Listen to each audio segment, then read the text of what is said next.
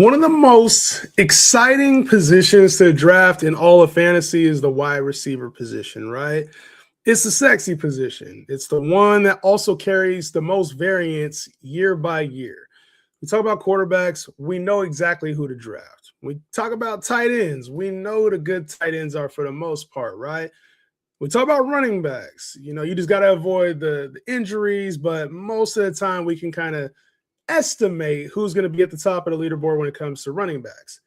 But when it comes to wide receivers now, this I would say is where you can win your league and potentially lose it as well on a week-to-week basis. What's up, y'all? It's your boy Justin Henry here, live Justin Henry Show. Today, I will be going over wide receivers. So if you haven't caught my previous videos, we did quarterbacks and we did running backs the last 2 days.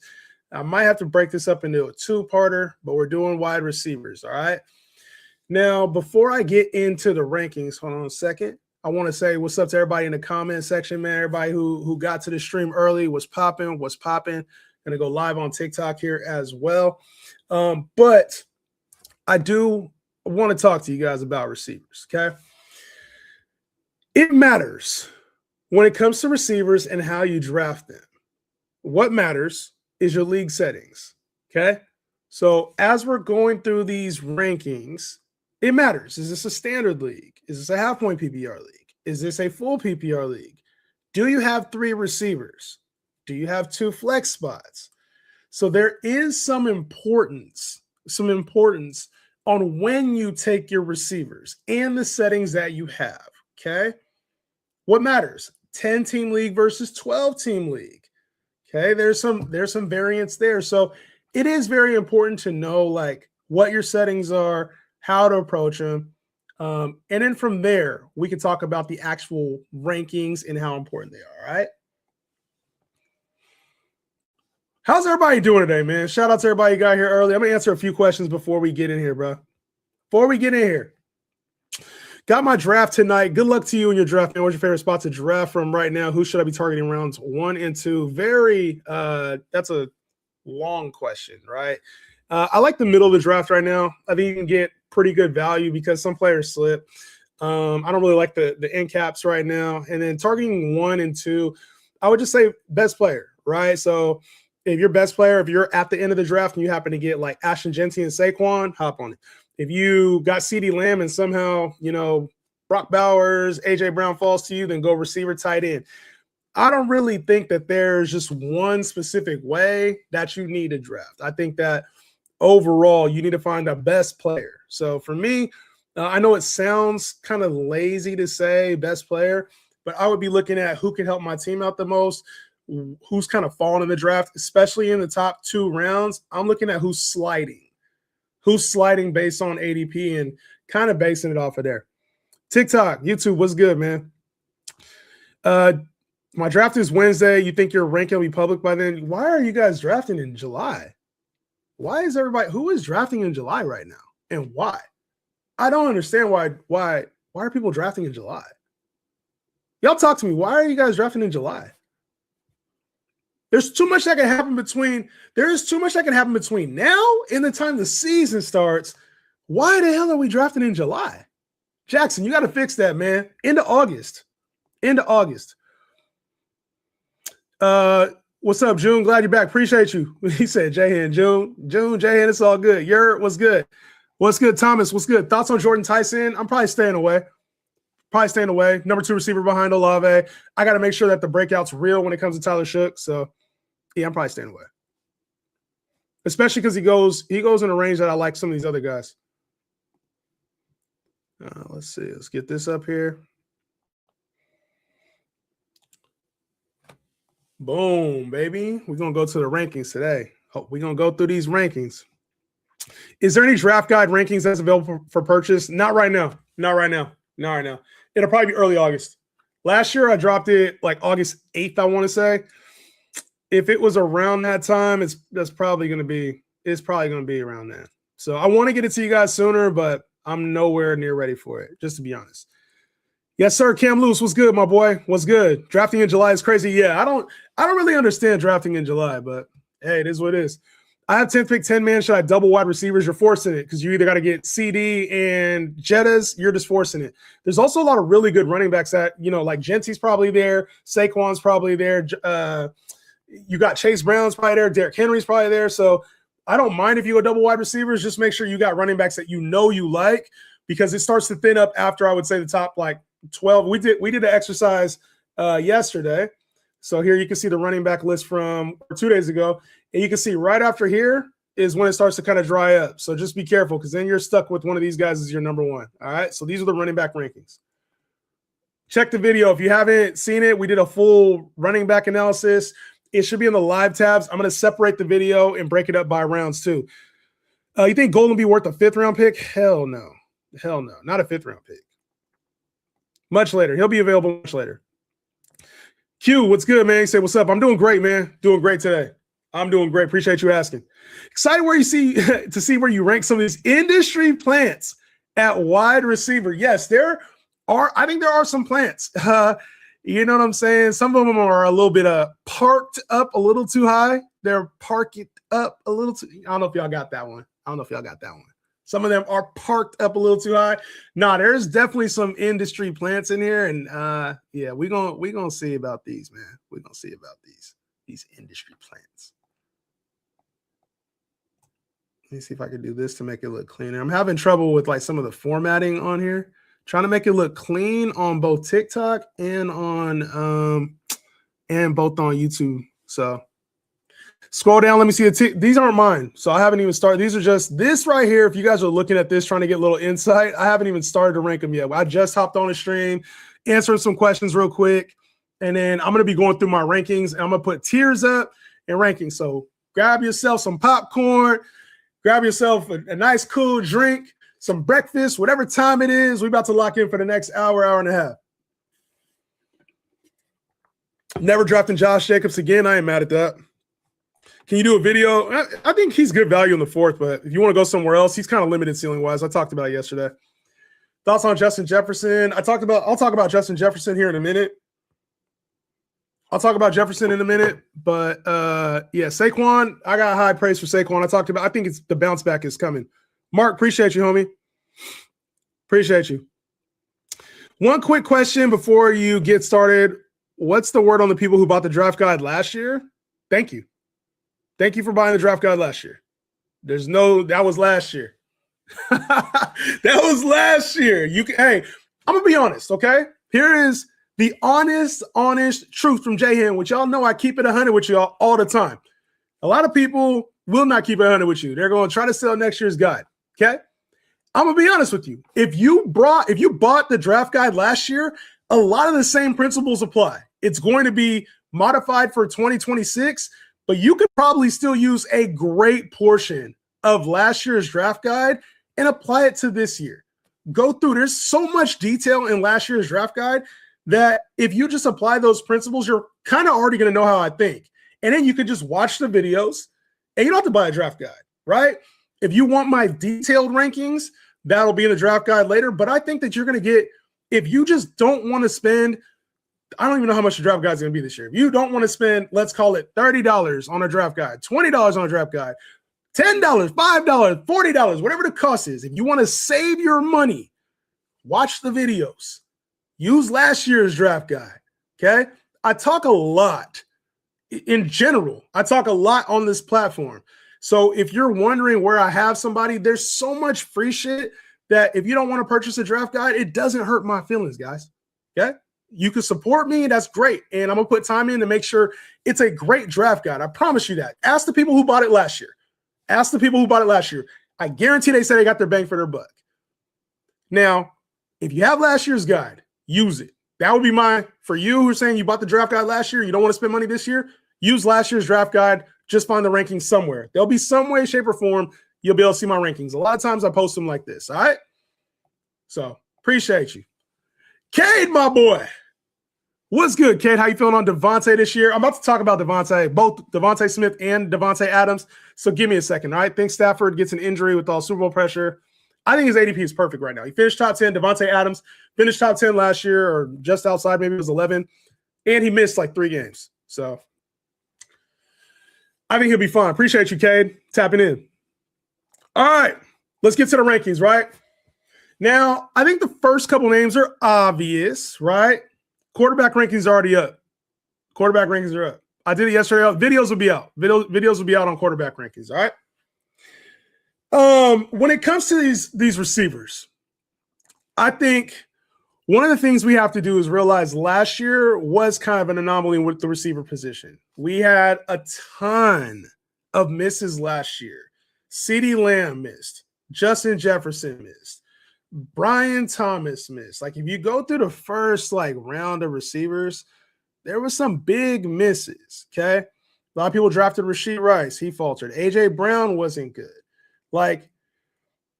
There's going to be a lot of value at the wide receiver position. It doesn't mean you need to wait on receiver. That's what I think a lot of people are going to correlate this as. Running backs did well last year. You have to take 2 running backs early. I don't think that's the case. I think you just need to scoop up the value where you can. It was a very low scoring year for the wide receiver position, right?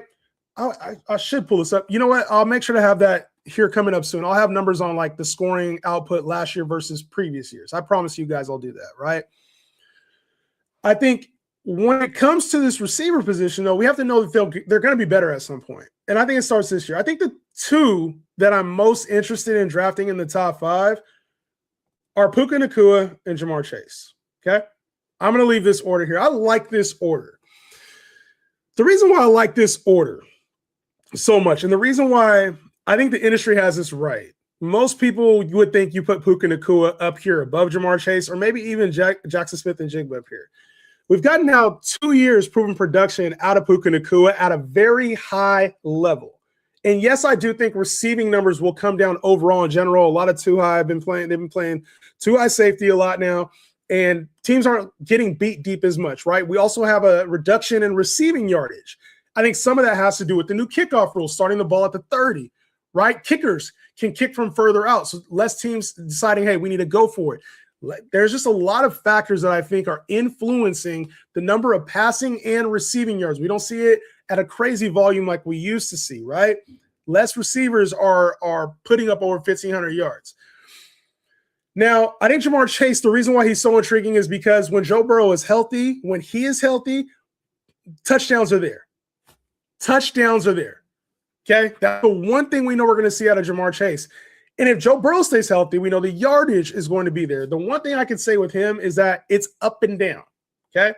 I think it's going to be very up and down on a week-to-week basis with Chase. He's going to have the mega games that carry his season, but I think those are the kind of seasons you want in the fantasy playoffs. I would say with Puka Nacua, right? Last year he had almost 2,000 yards. This is a great thing. Nothing has changed with this Rams offense. Still got Nacua. You still got Devontae. You still got Stafford. You still got Kyron. You still got Sean McVay. Everything is still good to go. So I think I'm not expecting any change really out of Puka Nacua. I think the upside's a little bit more intriguing for me with Ja'Marr Chase. That's why I have it 1-2. And I think Ja'Marr Chase, if he can get 10 to 15 touchdowns, he's going to be just like he was 2 years ago. Gradient all over everybody, number 1 receiver, all right?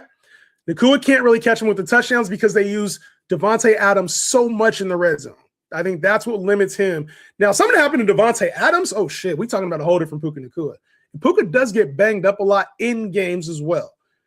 These 2 are my top 2 receivers. All right. A lot of you are probably asking, why isn't JSN in this tier? I would say that's probably going to be a big question. On most platforms, these 2 go back-to-back. Nacua and JSN. They go back-to-back.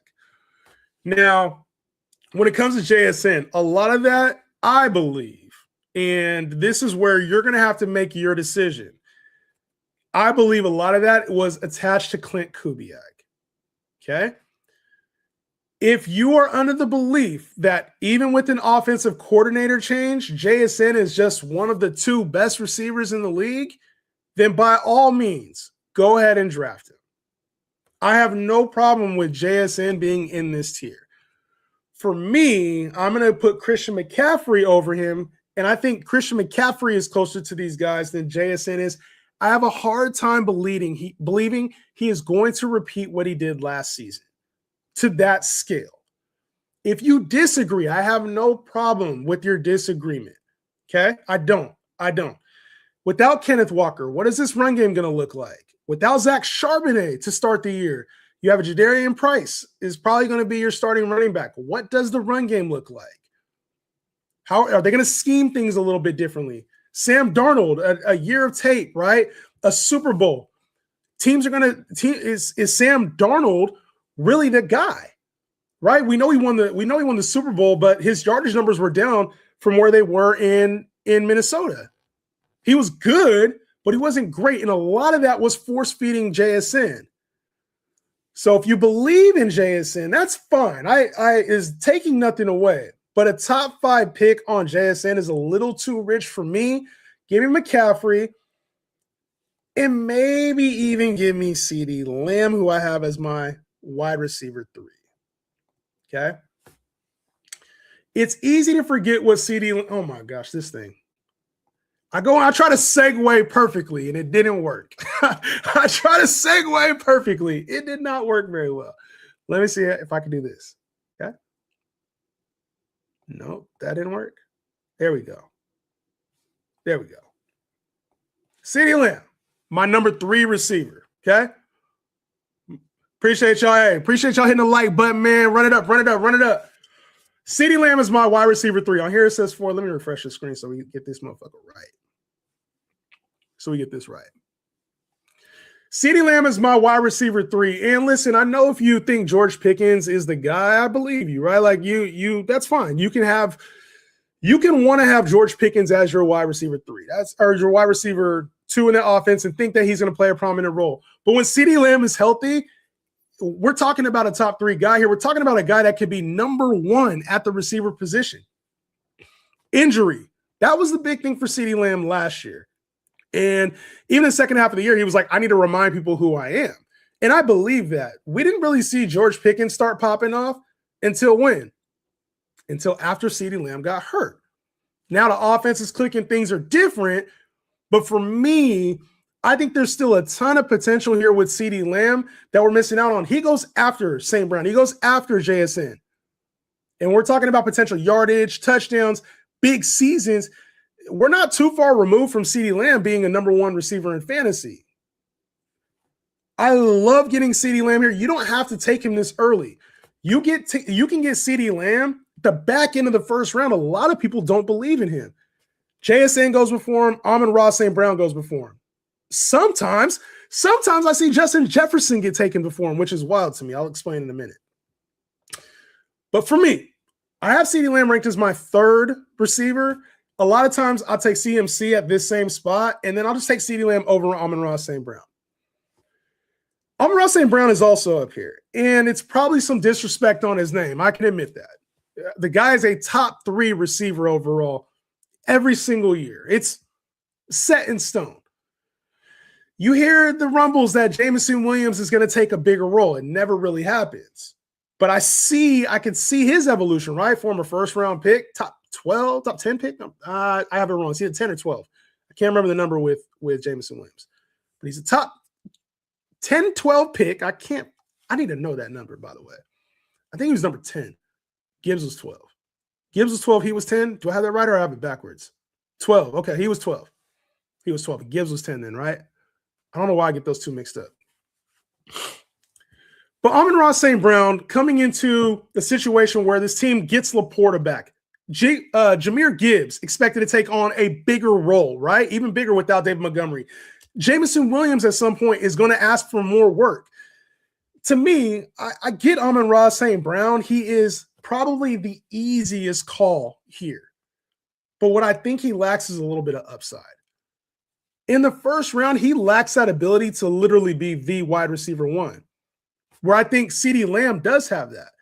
Now, CeeDee Lamb's floor is probably a little bit lower than Amon-Ra St. Brown's, but I think Amon-Ra St. Brown also doesn't carry enough ceiling to warrant what happens if he actually does get banged up? What happens if this offense does look a little bit different?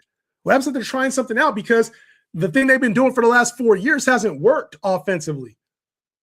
For me, I think Amon-Ra St. Brown is a very safe player, and that's why I have him at 5. Wouldn't shock me to see him in the top 3. Honestly, it wouldn't. If one of these guys dropped out, two of them dropped out, wouldn't shock me. I just don't think he provides the level of upside that a CeeDee Lamb does if he hits. If Amon-Ra St. Brown hits, talking 1,400 yards, 10 touchdowns. CeeDee Lamb hits, we're talking lead the league in receptions, probably somewhere 10 to 15 touchdowns, etc. That's where I'm at right here. JSN, we saw the upside for him. We're talking pushing 2,000 yards if he hits like he did last year. The upside is higher for these two over Amon-Ra St. Brown. Does that make sense? Does that make sense? It's just not there. And then as far as the last one in this tier, it would be very easy for me to put Justin Jefferson up here. And I normally am a big, big Justin Jefferson guy. You guys have followed me for a while. The ones who know, I think he's still one of the best maybe the best receiver in the game, probably up there with Chase. Him and Chase are the top two receivers. He's just not in this tier. Oh, shit. Did I do that wrong? He's just not in this tier. He's not in this tier. He's not in this tier. You guys think Justin Jefferson's in this tier? Do you think Justin Jefferson? Am I wrong with that? Jettas? This is Fantasy Pros. These are my rankings. No, I'm not wrong. It's tough, man, because I think Jetta as the receiver is in real football is elite as he comes. I mean, he has the best 5-year stretch to ever open a career, right? Like he's on track to be one of the greats. The problem that I see with Justin Jefferson isn't a lack of talent. It's that the situation has changed with Justin Jefferson. You have the same system with Kevin O'Connell. He's been banged up.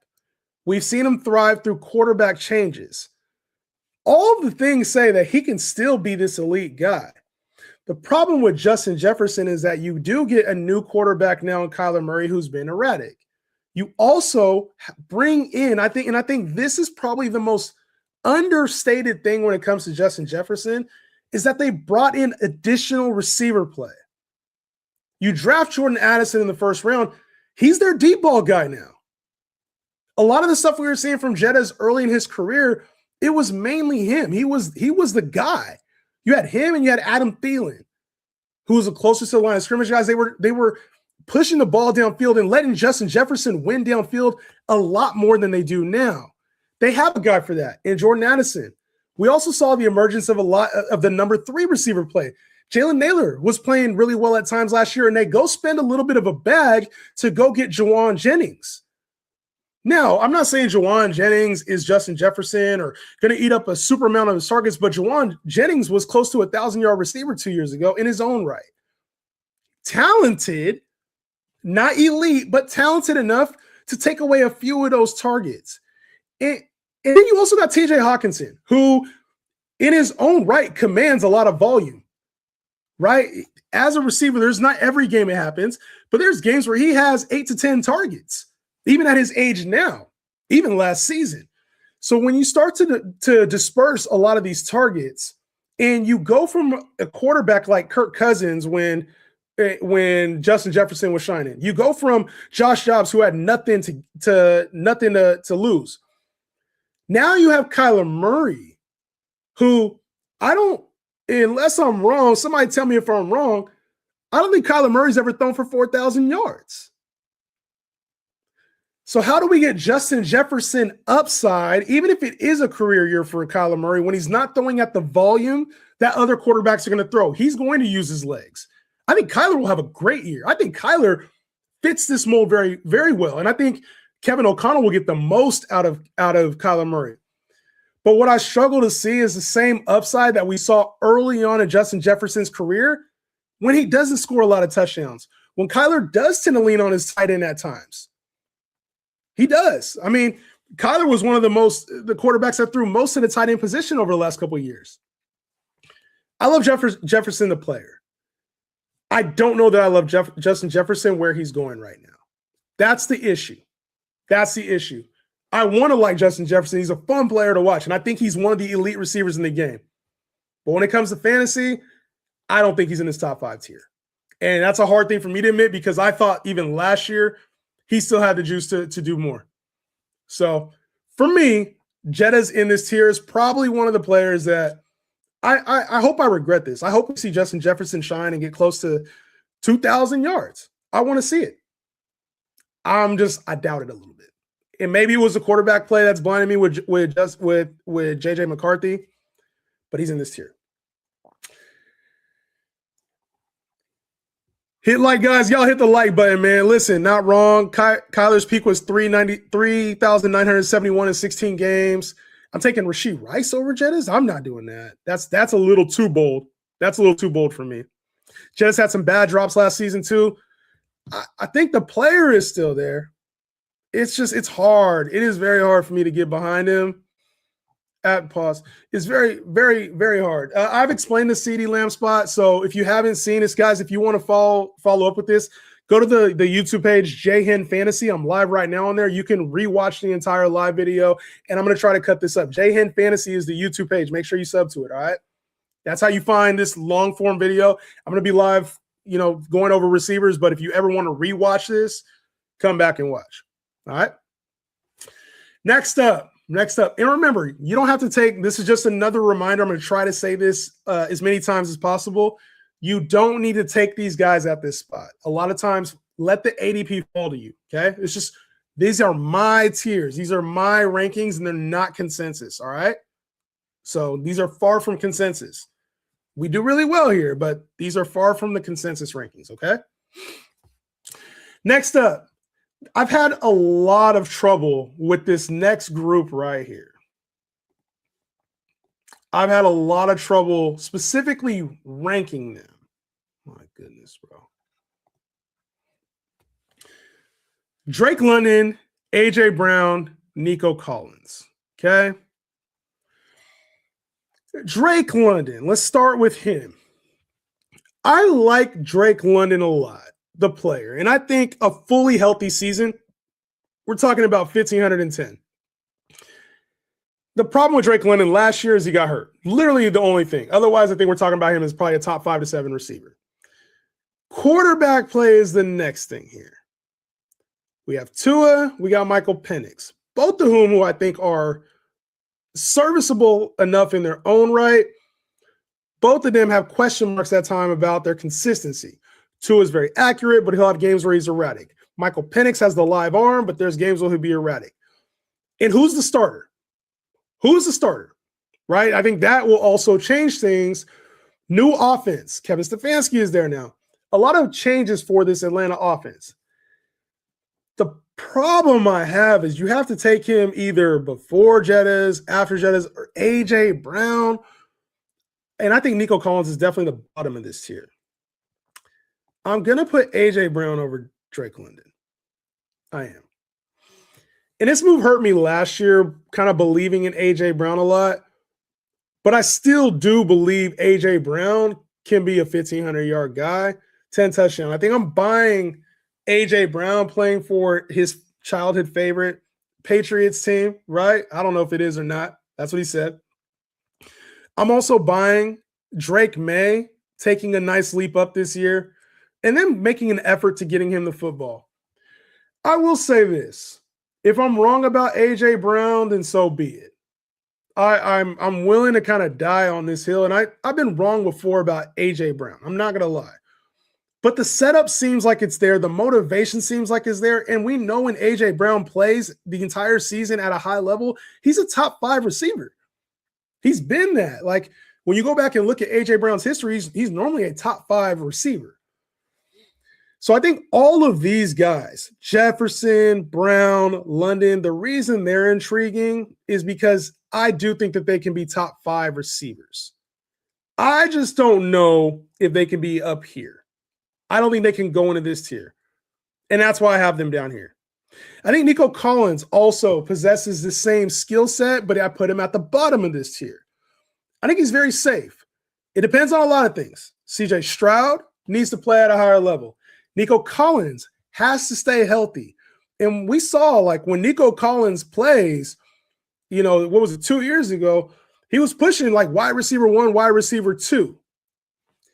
Not sure that he fully gets there. Okay. I don't think he gets up into this tier at all.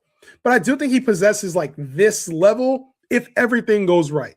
And that's what I think about this tier 3. I think this tier is they could be top 5 receivers if everything goes right. They have enough ceiling and enough floor to justify them being in that range. I'm just personally putting them in a tier lower. Okay? Any questions about tier 3? Jettas with Addison and Hawkinson put up 1,510 in 2024. I could see it happening again. You just got to hope Kyler. You got to hope Kyler's really good. Can Kyler be just a little bit better than Carson Wentz, who just put up 95 per game with? I say yes. The thing about Carson Wentz is he's not a runner. It's not about good. It's not about can they be good, right? It's about the type of quarterback that they're playing with. Like Sam Darnold's a different quarterback than Kyler Murray is. Way different. If you talk about ceiling, Sam Darnold, what did Sam Darnold throw for that year when he was in Minnesota? Somebody let me know.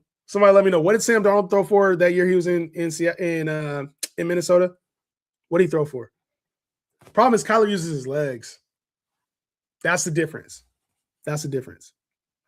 A.J. Brown is a deep ball threat now, playing with the quarterback who had the most air yards per pass. See, I like that too. I like that. Rice too low. Why is Rashee Rice too low? You think I'm you're not gonna like where I put Rashee Rice then. Yeah, 4,300 yards. That would be a career year, a very career year from Kyler Murray. A.J. Brown gonna go off? I agree. I think A.J. Brown's gonna go off. I like A.J. Brown a lot. Yeah, Sam Darnold threw 4,300 with 35 TDs. If Kyler does that, holy shit. Because then if Kyler does that, he's going to be a top 5 quarterback in fantasy. If Kyler does 4,300 with 35 TDs and 11 interceptions, he'll be a top 5 quarterback in fantasy. Those are Carson. Those were not Carson Wentz's. Oh, you're talking about Carson Wentz. You're talking about, sorry, I'm on both platforms right now, YouTube and TikTok. Jefferson too low. I just went over Jefferson. If you disagree, tell me why. What do y'all think about the top 9? Is there anybody you think should be in the tier 3 that's not in there? Rankings to Substack. Yeah, I'm going to try to get everything up on Substack on the website this year. Try. I'm on an uphill battle right now with my time. So you go. Appreciate you. I got y'all. Rice. Do you guys think Rashee Rice should be up here? Rice can make top 9. I think that's the difference with some of these other guys that I'm going to be putting up here. I think they could be top 9. I just don't have them there yet. He was in jail coming off the knee injury, right? All right, next up. Let's get into this next tier real quick. If you guys, hold on. If you guys have questions, throw them up right now. What website is this? This is Fantasy Pros.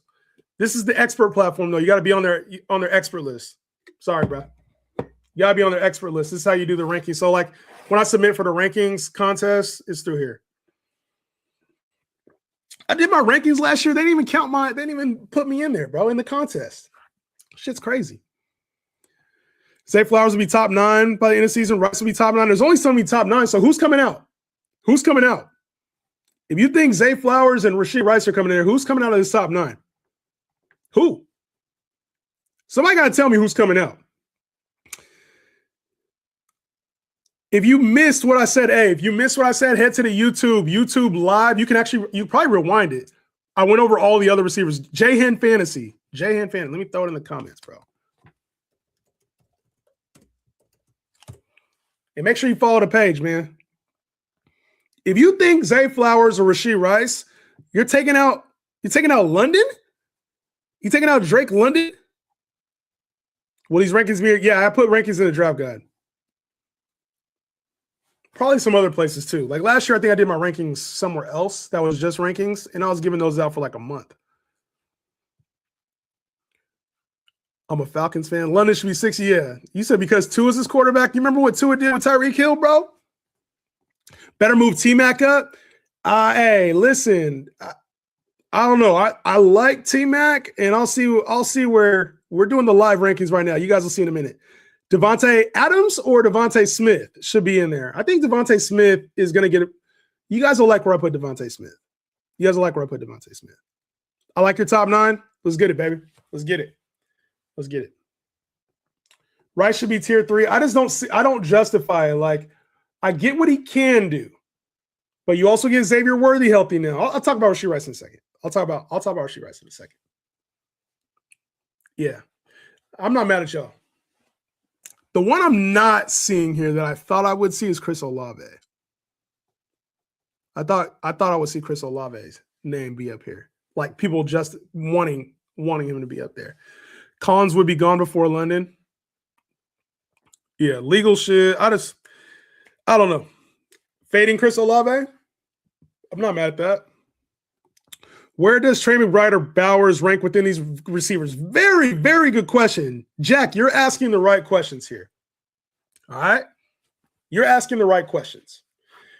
I think when it comes to Brock Bowers and Trey McBride, both of them are elite options that could be like literally top 5 receivers at the position. I think Brock Bowers belongs here, somewhere in this tier 3. I don't care where you put him. He does not belong outside of this tier 4. I would take Brock Bowers over all of these receivers listed, right? With Clint Kubiak, there's no other receivers there. If he stays healthy, he is like Tony Gonzalez, Rob Gronkowski, Travis Kelce in his days. Like, remember we were taking those guys like first round. There was a first round conversation about Gronkowski, about Travis Kelce. I remember drafts where I literally was taking him in the first round. So if you can somehow get Brock Bowers the back end of the second round, trust me, you're going to be in a good spot. I would say the same as Trey McBride, I think he finished as a top 5 receiver last year, right? The problem I have with Trey McBride is that we're going to get a different offense this year. So if I'm wrong about Trey McBride, you're getting him at a good spot in the 3rd round. I don't want to push him up into the 2nd round in case this team decides, what do we have with Marv? That's my only hesitation, because he was the best tight end last year. And I don't really see it like falling off. I think where he's going is a very good spot. And there's going to be some people who have the same reservations that I do. For example, when I do underdog drafts, I see Trey McBride go middle to back end of the 2nd round. I think Trey McBride should be up here, closer to the top end of the 3rd round in 12-team leagues. That's where I'm at with Trey McBride. Okay? So I think Brock Bowers, I trust the upside of Bowers a little bit more, not much more, but I do think it's him and McBride and then everybody else in the tight end position. Way later. Colson Loveland should not be going to the 4th round. The fuck are we doing? He should not be going to the 4th round. Okay? There's no chance. He should be going closer to where Tucker Kraft, Tyler Warren, and those guys should be going closer to where Harold Fannin, Kyle Pitts are. That middle tier tight end is way too high right now. Have you done any drafts? We'll go over tight ends tomorrow, but ain't no way. I have like almost 0 shares of Tucker Kraft, Colson Loveland, Tyler Warren.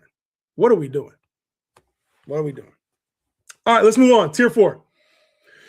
So at the top of this tier 4, you see the name George Pickens. And I like George Pickens, but I think a lot of his production spiked once CeeDee Lamb got hurt. Okay? There was an uptick in production out of George Pickens, which is fine. I get it. If you want a little bit of upside, by all means, go ahead and take George Pickens.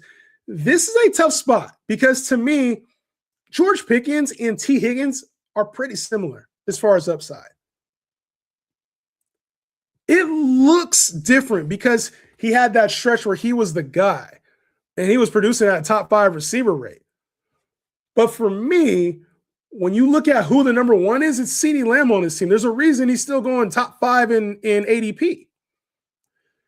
If you think George Pickens is really more of a 1B, then we have to move him down here. Even if he has a year like he had last year, if you have to bet on something, you have to bet it on being like, he's clearly a number 2. We don't even have Devontae Adams up in this range, and he was a top 10 receiver last year. The only reason to take George Pickens as a top 12 receiver is if you think CeeDee Lamb is going to get hurt again.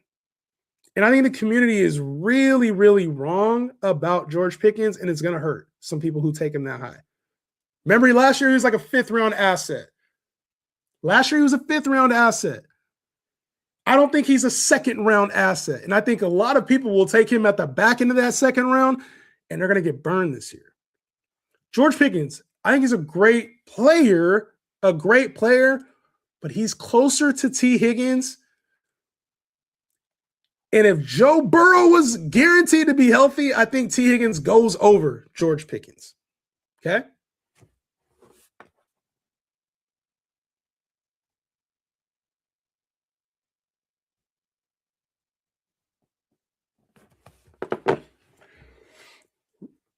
Rashee Rice now.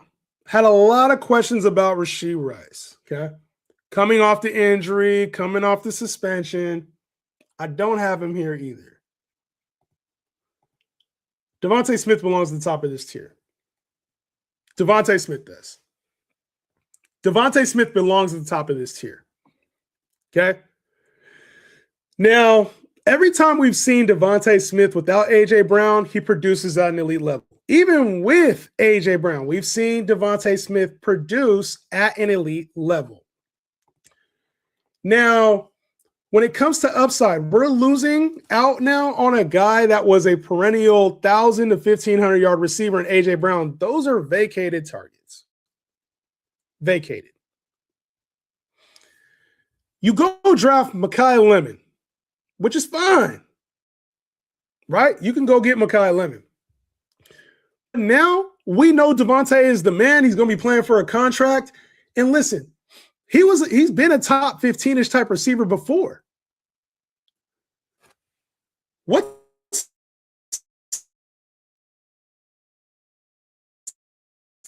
stopping him from being like the JSN of this year? Everybody's looking for the JSN of this year. That Jalen Hurts isn't throwing for 4,000, 4,500 yards. So if you want to take DeVonta Smith, you're going to be lacking the touchdown upside, and you're also with the bad quarterback. All right. That would be the thing I say. His upside is limited. I think for sure we are getting top 5 upside with DeVonta Smith. I don't know if he reaches it. It has to be. Yeah, sorry, y'all. It was lagging. It was lagging a little bit. We back now? We back? The only problem I'll say is that Jalen Hurts doesn't throw for 4,000. That would be the biggest issue. Other than that, I think DeVonta Smith is a lock for more volume, more yardage, more receptions. Touchdowns may be lacking. If DeVonta Smith gets to 10 touchdowns, he'll be in this range. I promise you that. Okay? DeVonta Smith is going to get the volume this year. I think he's going to pay off very well for fantasy managers this year, in the third round specifically, especially when I think there's some big question marks about Rashee Rice, right? Like if I'm debating taking DeVonta Smith or Rashee Rice, I think Rashee Rice is in a better offense. But A, he's got to prove that he can stay on the field, right? He's dealt with concussions. He's dealt with off-the-field stuff. He's dealt with the knee. He's got to prove that he can stay on the field. B, this team invested in Xavier Worthy, who was hurt last year, got hurt in the very first game. They had to lean on Rice. They were planning on using him kind of in a more expanded role. And I think that happens again, right?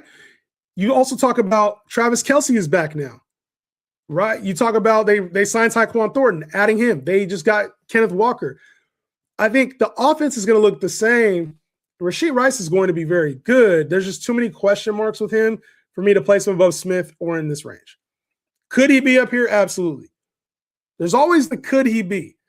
And I think that's why you're taking these guys in the second and third round. Well, you have to start evaluating, right? This is for those who are like, Jahan, you were wrong before in the past, or I don't like where you're putting him rankings-wise. It's okay. That's why we do these tier-based rankings. The major issue that you have to deal with is what is the risk and what's the upside. Upside for Rashee Rice isn't lead the league in receiving. Upside for Rashee Rice isn't even here. The upside for Rashee Rice is okay. Maybe he's a 100 catch guy, 1,200 yards, 10 to 12 touchdowns. That's this range. But what's the floor with him compared to these guys? That's why Rashee Rice does not belong in this tier.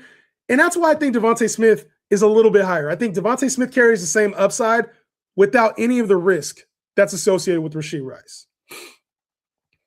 I also think Chris Olave belongs ahead of Rashee Rice. I do.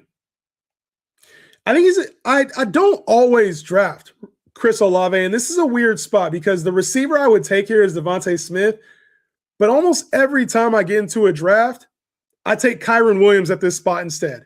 Trey McBride if he falls here instead. Breece Hall if he falls here instead. I just find myself kind of not buying into Olave and Rashee Rice. They're not strong plays for me. I think we know who Chris Olave is, and he has concussion concerns. I just don't know if I fully buy into these two. And I would say that's the issue with this tier right here that I'm going to end. I'll show you where I'll end it. That's the main issue I have with this tier right here, is that I can't fully buy into the player. Do you guys understand that?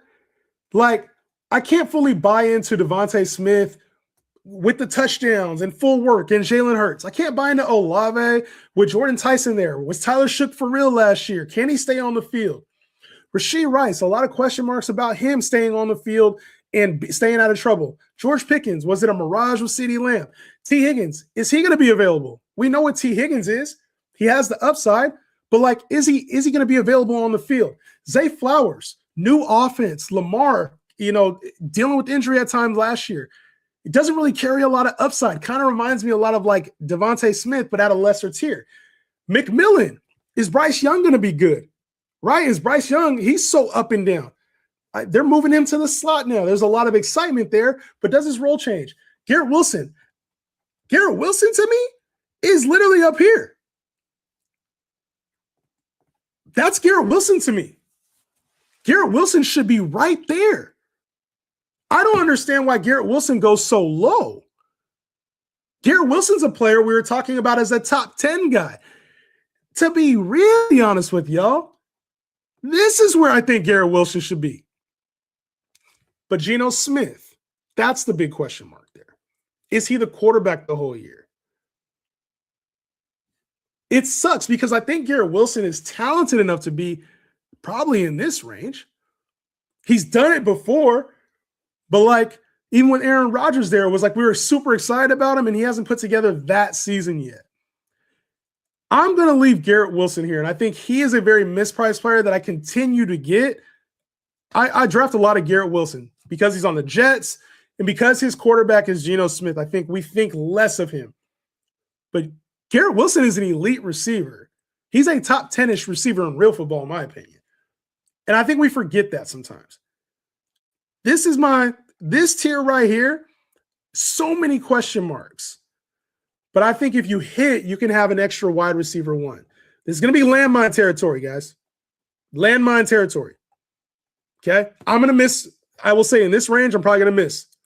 There's going to be somebody in this range who finishes top 5, somebody I'm going to vouch for who probably finishes outside of the top 20. It's going to happen. I would say this is the landmine territory. All right? So for me, this is my order, and I could switch these up on any given day, right? This is also July rankings. But for me, when we talk about tiers, this is why we do tiers. Because I would be very happy with Garrett Wilson at the back end of this according to rankings. I don't really want to take Olave, Rashee based on where they're at. If they fell to me, I would take them both. All right? All based on ADP. Any questions? Any questions on that? Think McLaurin's going way too low right now. Top 15 receiver when healthy. So this is actually a good point here, Ryan. I think you're right about Terry McLaurin being like top 15 when he's healthy. The problem with rankings is that rankings aren't, and I think that this is a major problem in the fantasy football community. Rankings isn't where I think they finish. That's not how you do rankings, in my opinion.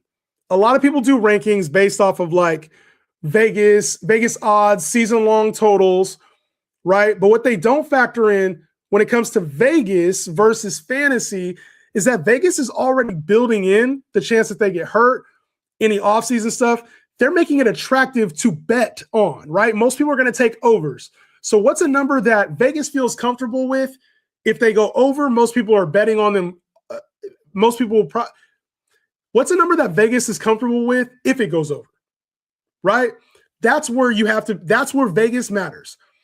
Vegas isn't giving us the I think this is what they're going to get number.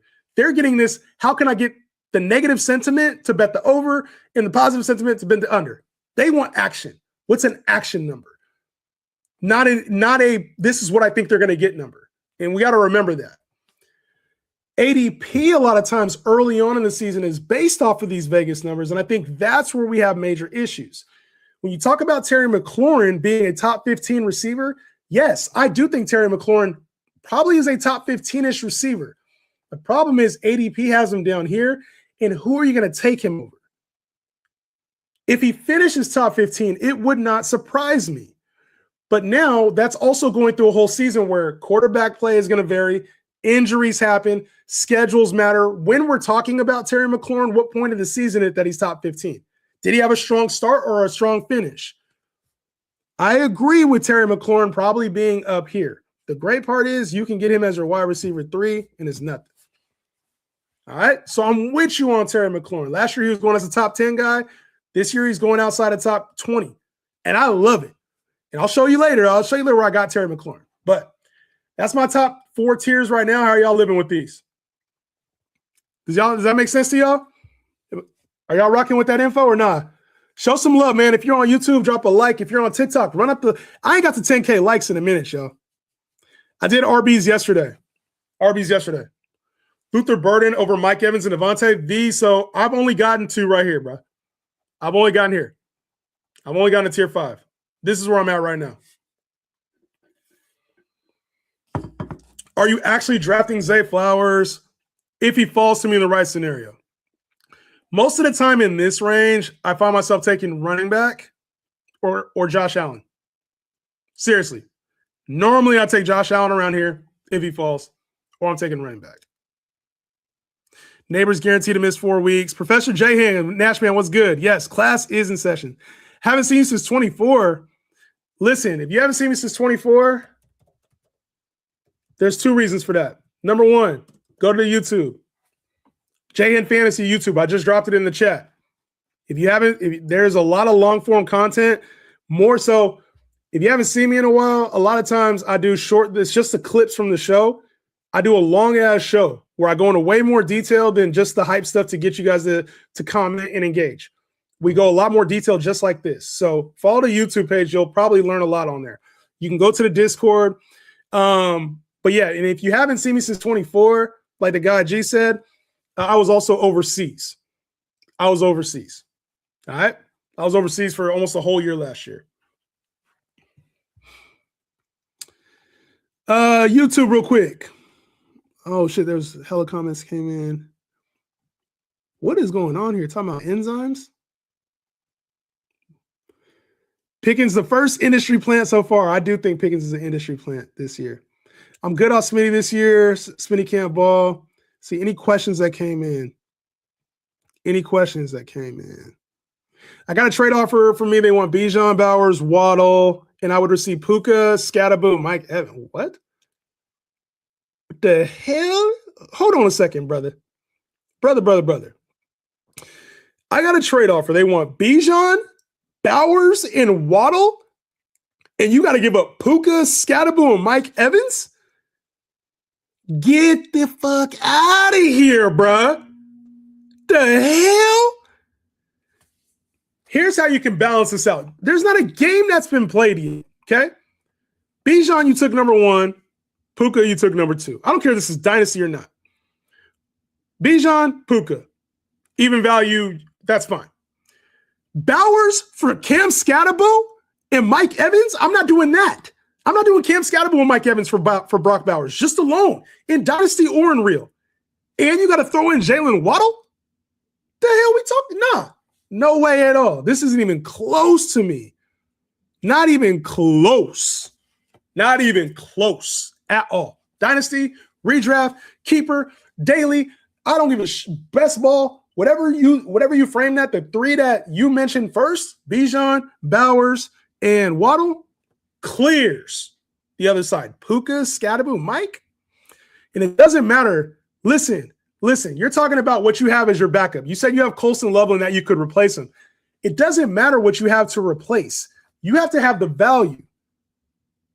It doesn't matter what you have. Just because you drafted a good team doesn't mean somebody else should reap the benefits of it in a trade. Never let anybody convince you of that. The hell? Don't ever let anybody convince you of that. You have extra talent on your bench? Good. Keep that away from other teams. Have that in case there's a hot streak that goes on. Replace somebody else if they get injured. Never give up extra talent on your bench, especially at the beginning of the year, just because you have extra talent. And why'd you take Brock Bowers and Loveland anyway? What were you doing? What were you doing, my boy? What were you doing? Nah, never do that. The only time I would recommend tiering up and packaging up players is when you're going for elite players only. You were doing a 3 for 3. If you were packaging up 2 above average players to go get an elite player, now that's the time to do that. And typically you do that closer to the middle of the season when you can evaluate, not at the beginning of the season. Because you might have 2 mid players now, say it's Rashee Rice and Garrett Wilson, and you make that trade for Jackson Smith and Jigba at the beginning of the year. It might sound good in theory, but as the season plays out, you might have found that you actually just drafted right. Sometimes you got to trust your own instincts, okay? So appreciate the question, but never would I do that deal. Never. Bijan could be out for the rest of the year and I still wouldn't do that deal. I could lose all those players for the rest of the season and there's no chance I would do that deal. 0. All right. CD at the bottom of tier 2. It's a tier. All these guys are in the same tier. Why does that matter where they're at in the tier? I have these guys very similar. Why does that matter? How far apart are Godwin and Ibuka? I think Godwin's just cheaper because he's a risk. He's a risk. Finally, one last year. Congratulations. QB and tight end should be taken later by all means. I don't agree with that. Young Ladd should be up near Higgins and Flowers. Hell no. Hell no. Hell no. Hell no. All right. You're not going to like where I got McConkey. You're not going to like where I got McConkey. All right. Let's move on.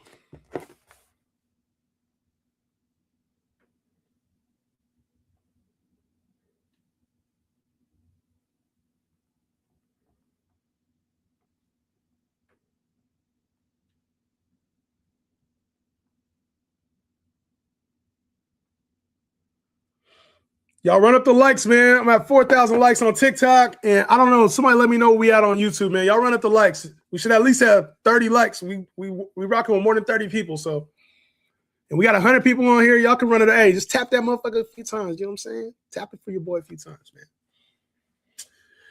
Next up, we have the next tier, right? And this is probably, so we have like 2 in this tier, 3 in this tier. This is probably going to be one of the bigger tiers that I have. All right. What's happening, everybody? What's happening? It's probably going to be one of the bigger tiers that I have. Okay. And it's because it's full of proven vets, unproven young players who either have a nice role coming into this year or may have had previous production that we can lean on. Okay. So this next tier is probably going to be the extended tier. All right. I'm going to throw this tier. This is not the tier yet. Okay. This is not the tier yet. I'm just going to go to approximate where I kind of have this tier ending.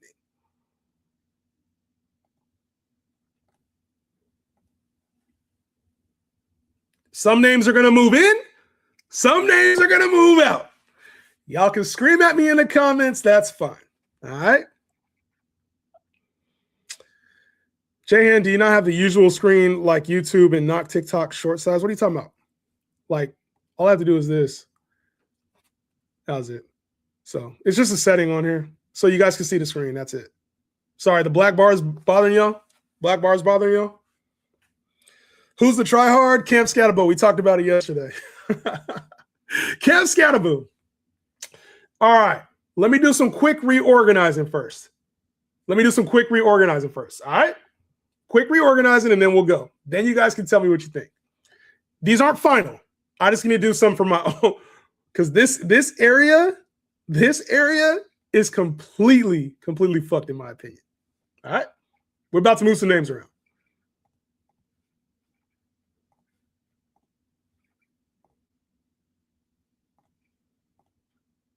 Oh shit! What is that doing? Hold on. Here we go. We're about to move some names around. Give me a second.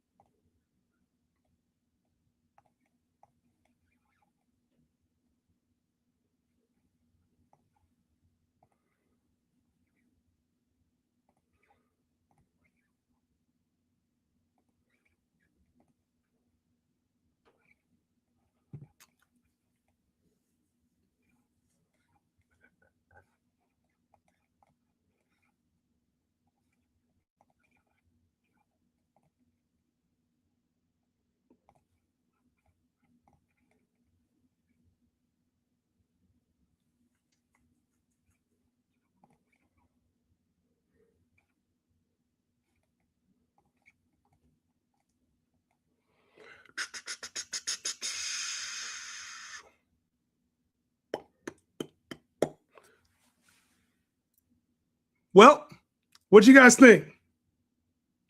What you guys think about this so far? Just quick changes. Quick changes. Who'd I do dirty? Emeka Egbuka did him dirty. Christian Watson, I did him dirty. Actually, one more player I gotta kind of move around. One more player I gotta kind of move around. I'm not this high on Mike Evans, am I? Am I this high on Mike Evans? I'll just leave him there. I'll go through the rankings real quick. Parker Washington is a sleeper. Let me do this right now just to ease your concerns of where I think about Parker Washington. Let's just move him here for right now. Let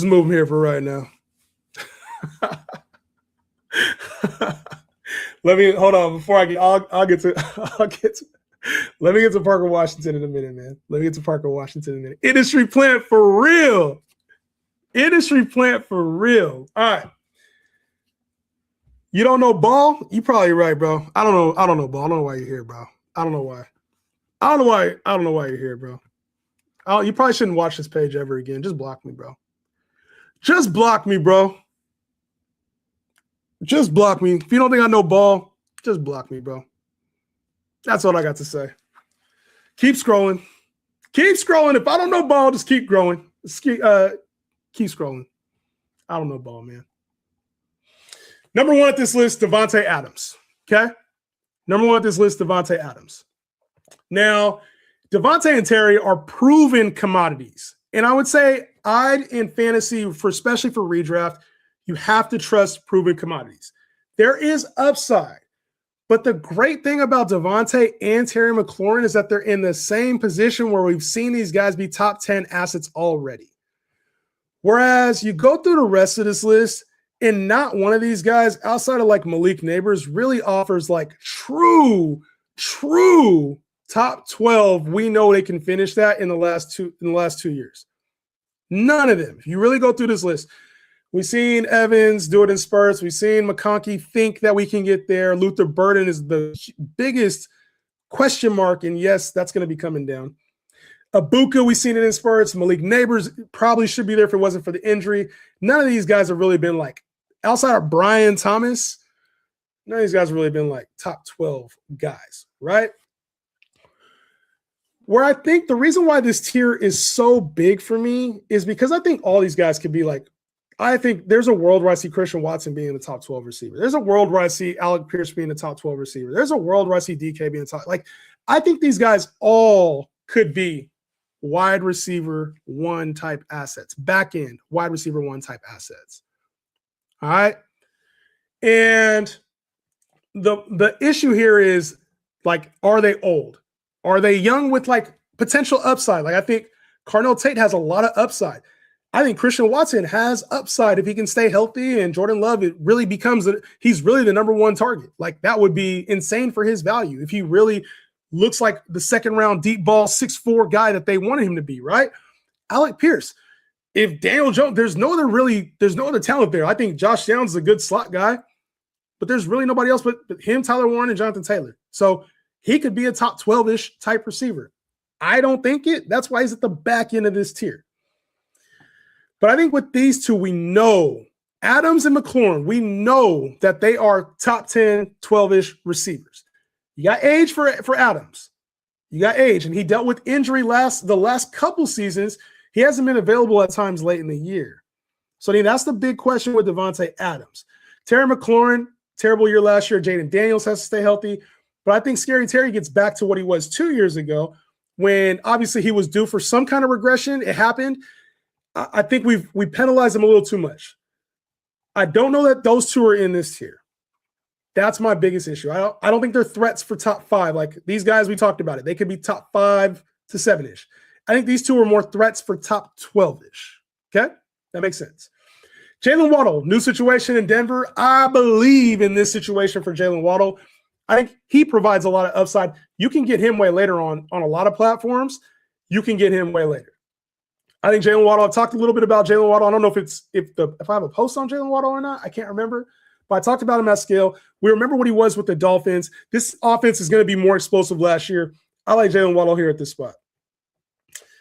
Now, when I look at this next range of Mike Evans, Ladd McConkey, Luther Burden, Ibuka, Malik Neighbors, I think Burden's got to come out of here for me. Luther Burden's got to come out of here. Until I see it more with Luther Burden, he's got to come out. A lot of it's hype, camp hype. He's going to be our guy. A lot of it's DJ Moore is gone. But Luther Burden, to me, does not belong in this same tier. Even Ladd McConkey needs to come down here for me. Okay? Mike belongs here because he's still a threat for 1,000, still a threat for 10 touchdowns, and he's going to play well in this offense, right? No Brandon Ayuk, he's gone. No Jawan Jennings, he's gone. And Mike's a better receiver. He clears both of those guys. He's a better receiver than both. Ayuk may be debatable. But I think he provides a red zone target for this Niners team. Somebody else, right? Somebody else that, in my opinion, can catch touchdowns alongside of like a Christian McCaffrey or a George Kittle. Gives you another red zone look, right? So this offense has Ricky Pearsall, who's struggled to stay healthy, hasn't really proven himself. You got Christian Kirk and you got Demarcus Robertson. We got George Kittle probably going to be ready for week 1, but not sure yet, right? I think that Mike is going to have a solid season and probably push for 1,010. And if he does, he's probably going to be sitting somewhere up here. Okay? Mike. I think Mike is – that's probably why I'm higher on him than most, because everybody thinks of last year, the injuries that have happened over the last 2 years. He just makes 1,000 yards. I think he belongs up here. We'll see how it goes. Ibuka carries the upside. And a lot of people probably put Ibuka up here. I think Ibuka deserves to be down here because you do bring in a new receiver in Ted Hurst. You do have Jalen McMillan, who's back healthy. You also already have Godwin now, who's back healthy. K-Dot, you got your 2 ground game running backs with Urban and Gainwell. There's just a lot of ball to spread around. And we saw that magical year from Baker Mayfield with Mike there on the field. It hasn't quite looked the same. Ibuka, for the first few games last year, looked like that shit was going to go crazy. And then it kind of tapered off for him. And I think that's the thing with Ibuka is we may see it in spurts, and I believe he's going to be a very good receiver. I just don't think he carries like top 10 potential, because I think there's going to be some variance with not just him, but with Baker Mayfield and where the ball directly goes. Even with Baker, right? We saw like Godwin have such a huge role when he was healthy, got hurt. Mike had a huge role, really only finished with 1,000 yards. We haven't really Jalen McMillan when he's healthy, funneled a lot of targets. K-Dot at times had big years. I think even though Ibuka's going to I think he's going to have a strong year. I just don't think he carries the upside. So for that reason, I think at best he finishes top 12. That's kind of why he's hanging around these guys. I think they're top 12 to 15-ish type receivers. Maybe I would say Ibuka carries more upside than Mike. Let's do that. Ibuka carries more upside than Mike. I'll give you that. But I also think there's more risk than people realize with the Mecca Ibuka. All right? A little bit more risk. Malik Neighbors obviously would be incredibly higher if we knew he was going to be A, fully healthy, and B, available for week 1. And the issue I have is, are you going to be Malik Neighbors for 6 games or 12 games or 17 games? And I think the problem is if it's a slow ramp up and we don't get Malik Neighbors back till week 10, and you're taking him in the 3rd or 4th round, you're going to hurt your team. I don't know that Malik Neighbors looks like Malik Neighbors this year. Maybe till the back half of the year. And for that reason, I'm actually kind of out on Malik Neighbors. I think if you drafted him in this range, so to speak, you get a little bit of upside. I'm kind of talking myself even out of Malik Neighbors at this spot. Just right now, I am. And almost putting him in like, I don't want to draft you territory. The problem is with an IR spot. If he goes to IR, I think it's more palatable. I'm not going to drop him down any more than I have him right now because when he plays, he's a top five guy. But I don't find myself drafting him very often. I think he carries so much more upside than these guys going below him. It's just he's a very tough player to rank. Personally, I don't like drafting Malik Neighbors. If I was going to draft Malik Neighbors, it would be around this area. Okay? That's where I'm at. I'm showing him love because of the upside. And when he comes back. For now, July 23rd, this is where we're at. Next up, I'm going to kind of play with these rankings just a little bit more in the next 5-6 spots. Do not kill me, all right?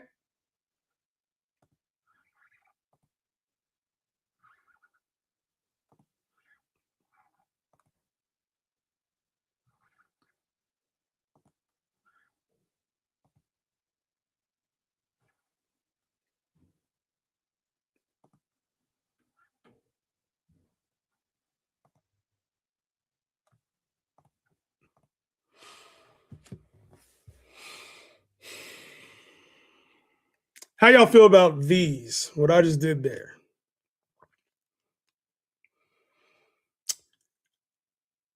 Now, the two players I moved down tremendously were Luther Burden and Ladd McConkey. And I know a lot of people are going to say, Ben Johnson, he got his guy, Luther Burden. I am a risk type of guy.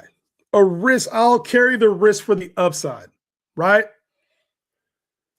And this could have these Luther Burden and McConkey picks could also be like based on the type of receiver that I like to draft, right?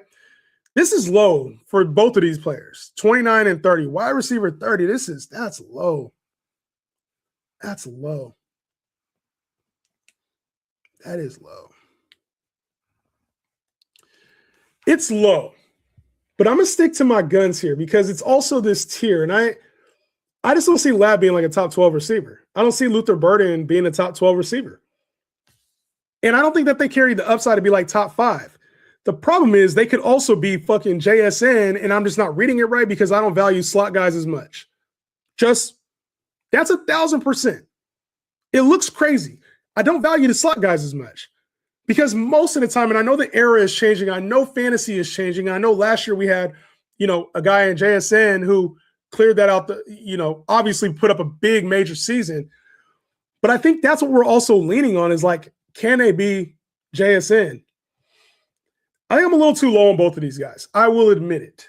I think I'm a little bit too low, but this is where I'm going to have these guys for now. Maybe I'll move DJ Moore down. I'll feel a little better. I don't like him at 30. And I kind of like DJ Moore too this year. This is what I'm talking about with receiver though, being so deep. All right. Let's go to the reasons why I got these guys ahead. So Rome Odunze for me, I think the big concern with him is the foot. Can he be fully healthy? I'm taking Rome every time over Luther Burden. And the great part about it is you don't have to get Rome that high. You can take Rome in the 6th round, Luther Burden goes in the 5th, or even the 7th round. Luther Burden goes 5th round. So to me, I think Rome possesses like this type of skill set. Does he play well when he's hurt? Does he play well even with the injury? And really what happens to those DJ Moore numbers, right? Where are those targets funneled? Obviously, a lot of people like Colson Loveland. They love Luther Burden. But Before Rome had his injury, he was on track to be like a top 10 receiver over the entire year. He struggled with dealing with the injury. He said he's learned how to cope with it. But I think I think Rome Odunze, especially at the value that we're getting right here, is an easy pick for top 3 receiver or wide receiver 3 on your team, excuse me. An easy pick for wide receiver 3 on your team. He provides the upside to be a top 12 receiver instantly. Same thing with Brian Thomas. Brian Thomas dealt with drops, dealt with injury, dealt with new receivers coming to this team and the team kind of creating a new identity. Guys, we are not that far removed from Brian Thomas being a top 5 receiver in fantasy. He doesn't just suck now. It's not that Parker Washington is going to outplay him. It's not that even Jakobi Meyers is going to outplay him. He was probably dealing with something last year. And in fantasy, we have such a quick mind. Like, what happened last year? What happened last year? That's exactly what's going to happen again this year. And it rarely happens like that. Brian Thomas is a talent. It's proven he was drafted to be that. Trevor Lawrence talks about him like that. Liam Cohen talks about him like that. He had some drops last year. I get it. But I don't think he's that far removed from the guy that me personally, I was considering taking number 1 the first round last year and who most people had as a top 12 receiver last year. I'll say the big thing with Brian Thomas is that we're scorned. Not me. But I think as a community, we're scorned because he did us dirty. Brian Thomas deserves to be up here. He has the upside that he had last year. Nothing has changed outside of adding Jakobi Meyers last year. Parker Washington was still there. Brenton Strange was still there. Shit, the run game. Now you go from Travis Etienne to you go to Bashal Tutin, which could be pretty even or maybe a little bit worse. Trevor's getting better. Give me Brian Thomas for the upside. I think Brian Thomas right now, I think one of these 3 in general is going to be the player that is, everybody's saying it's Luther Burden and Ladd McConkey is this year's JSN. Why can't it be Rome Odunze, Brian Thomas, or Marv? Why? Somebody give me a good reason why. The talent is there. We know this was one of the most talented draft classes of all time. Why can't it be one of those 3? Somebody tell me. Marv is the big question mark here. And I put him up here probably because I missed on him last year. I can admit it. It could be pride talking. It could be pride talking when it comes to Marv. But Marv still does possess every ounce of talent. Dealt with the injury last year. Dealt with the quarterback change last year. And I know everybody says Jacoby Brissett was force-feeding Michael Wilson, but that was after Marv was dealing with the injury. Remember, there was a lot of hype coming with Marv in the last season, and he showed early flashes. Kyler just sucked. And then he got the injury late in the year. The talent is not gone from Marv. It's not that the talent's gone. It's literally just a new situation. The offense was not ideal last year. I think these 3, I'm very excited about these 3 in year 3. And I think getting them as your wide receiver 3 is going to give you a big edge on your competition. All right. This section went a lot longer than I thought, but it really is like, I think any one of these guys on any given week, we're going to be calling them top 12. Outside of one name who I might have to drop a little bit more. One name. I'm probably going to leave him in there, though.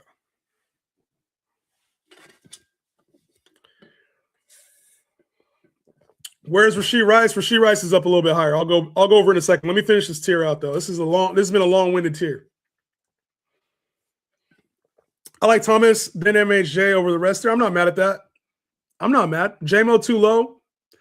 He probably is too low, but what's his upside really? Unless he's going to be chasing 100 targets or 100 catches, the problem is he don't really have the upside. He don't really have the upside. Level Dunze, Brian Thomas, Marv take. Yeah, I'm there. How you like Luther Burden? I'll talk about Burden in a second here. Ladd at 30, a travesty. Yeah, it probably is. It probably is. It probably is. Surprised you're not higher on Godwin. Any thoughts? This offense is changing. I think Godwin could be in this tier. I just don't see it. I think this offense starts to move a little differently. Tet should be in the middle of tier 5. You think Tet should be here? That's too low for Tet. And they're moving into the slot. What's up, Justin? Need you and Dan back. Yo, Dan, what's good, Dan? We got to get Dan on the show at some point. Dan be busy though, man. We got, life happens. Life happens, man. We get kids and life changes, bro. But yes, got to get Dan on the show at some point. When Malik is on the field, he's top 10 exactly, but it's tough. Are you taking Malik over any of these guys? Who are you taking Malik over? Target competition has me taking Ladd over BTJ and Marv. Okay, that's a fair point. Hey, 48, that's a fair point. But then also, too, Ladd, to me, does have target competition. Quentin Johnson is good. He's a good receiver. You lose Keenan Allen. I think everybody's thinking he's going to take over those Keenan Allen targets. But the team drafted Trey Harris in the second round. You go and you get another receiving tight end in David Njoku, who I'm assuming this Charger team is going to run a lot of 2 tight end, 11 personnel. Tell me if you think I'm wrong about that. The offensive line is huge. They go get Keaton Mitchell. So now you're already with this new coordinator, Mike McDaniel, who doesn't really you get Mike McDaniel. You got Hampton, Keaton Mitchell, and Kamani Vidal, plus this O-line. I think we're going to see a heavy emphasis on the ground game. It's kind of why I was down on Justin Herbert like we talked about yesterday.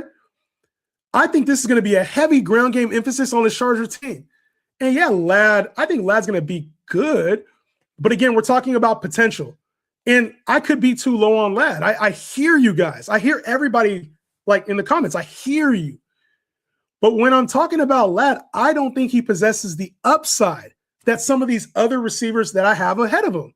And I think that's how I play fantasy, is who can be out of these guys, who's a lock for a top 12, most potential to be top 5.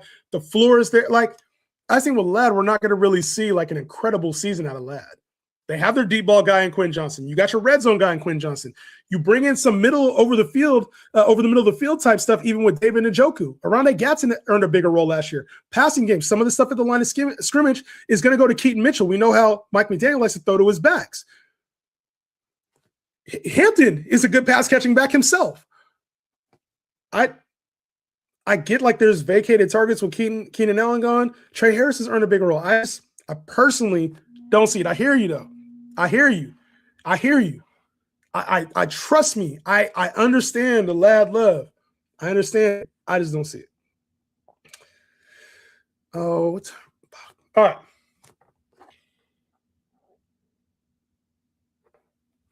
Okay. Real quick, I'm going to kind of go through these next guys really quickly. All right. Waddle's too low. Keaton Mitchell ain't going to stay healthy. He said, maybe I'm biased. Ladd had a stretch his rookie year that won me a ship. Yeah, he's shown the potential. I think with Ladd, it comes in spurts. I think we've seen that with Ladd. But it's so wild to be passionate about shit takes. Congratulations.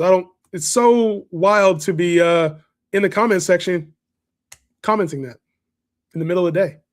What else you got to do? You don't have nothing else to do but watch me. If my takes are so shitty, why are you still here, bro? Why are you still here? You got your attention, Devin. Why are you still here, bro? Why are you still here? You love me, don't you? You love me. Sorry, bro. Can't get rid of me, huh? I'm all over your damn feed. And it ain't stopping the content. Ain't stopping the content. I think J-Mo should be lower.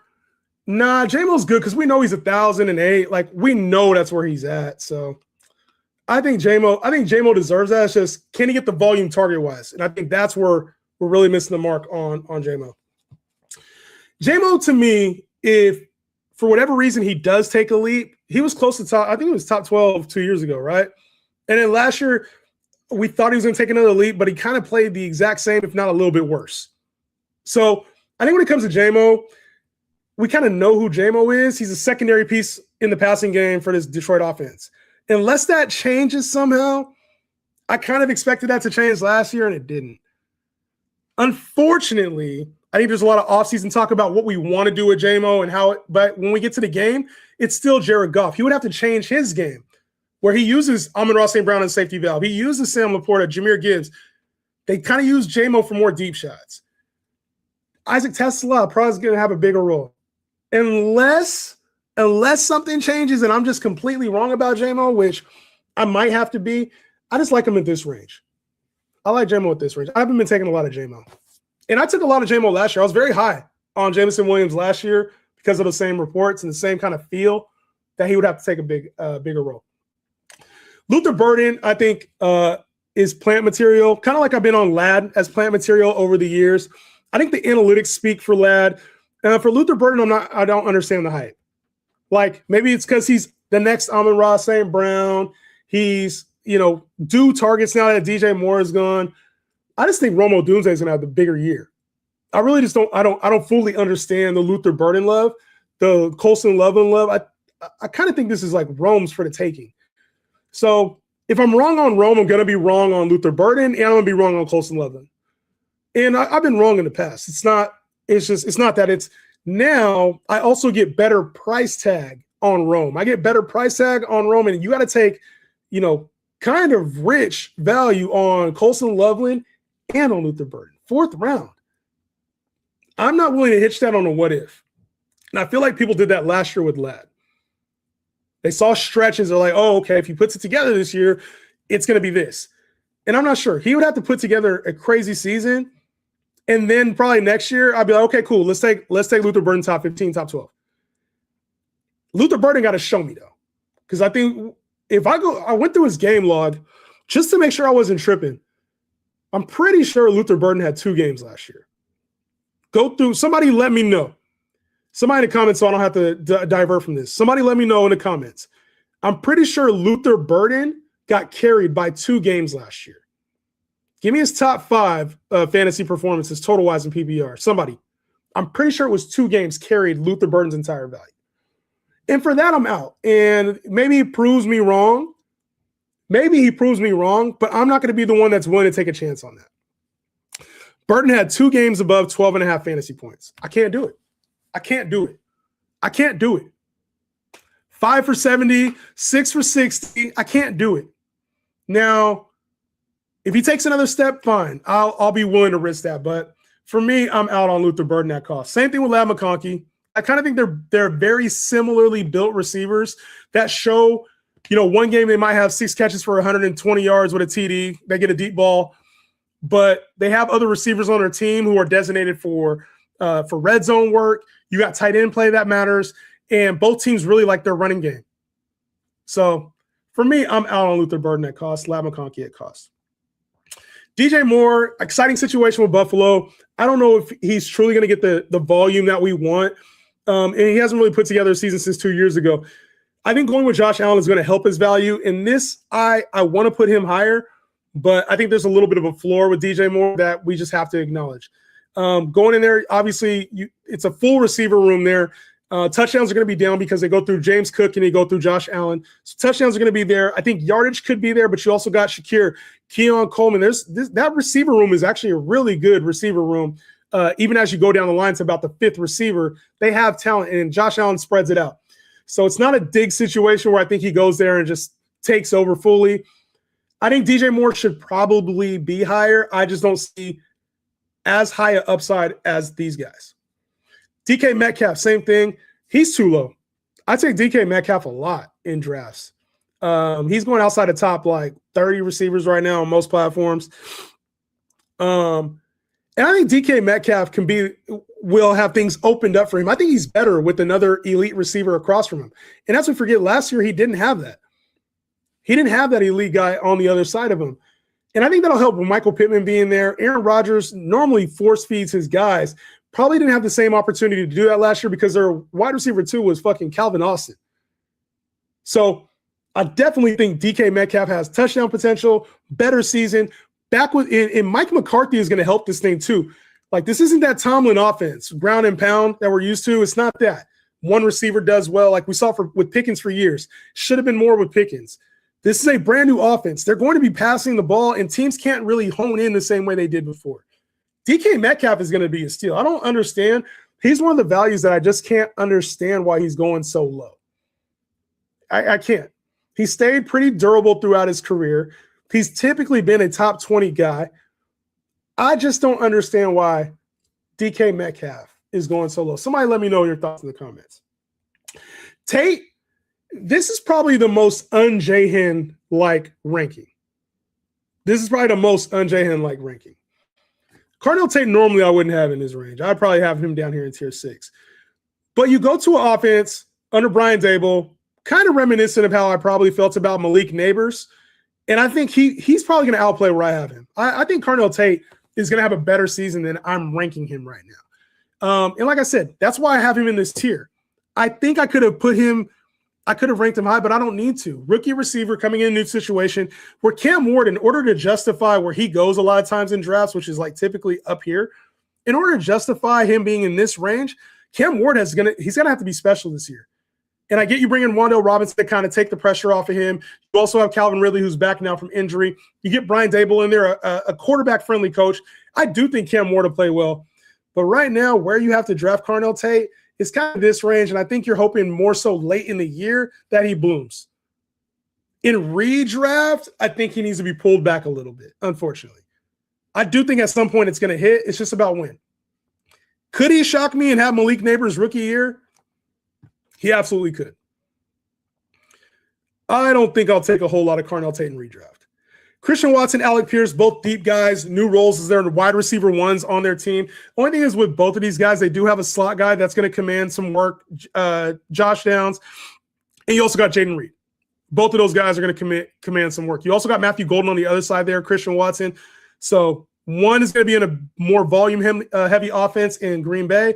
The other one's probably just going to be the only guy in Indy. So I think both of these guys do have the capabilities.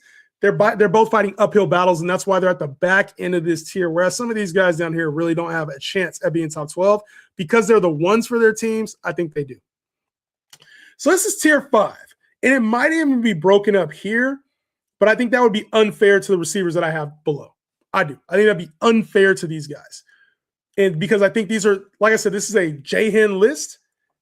That's why these are here. That's why these are here. Here's the full tiers. We got tier 1, Chase Nakua. Tier 2, Lamb, Jackson Smith and Jigba, Amon-Ra St. Brown.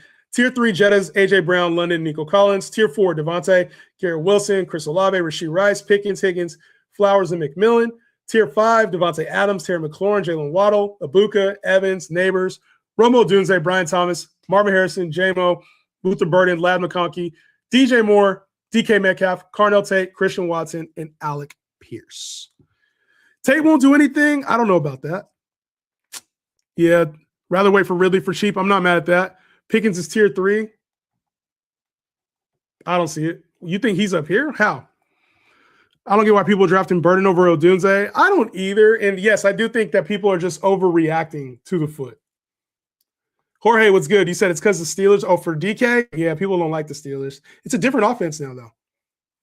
Doesn't Lad fit the new scheme perfectly? I agree, but it's also going to be more run heavy than I think. So, can you go over running backs? I already did yesterday. Check the YouTube. YouTube, Justin Henry Fantasy or Jahan Fantasy. Jahan Fantasy. I posted it right there. Go to the YouTube. You can watch this one back in full. Go over all the receivers. I went over the running backs yesterday or 2 days ago, quarterbacks yesterday. Rewatch the live. Hit a like button. Show me some love. I'm going to see you guys either later today to continue going over receivers or tomorrow. I don't know yet. Peace out.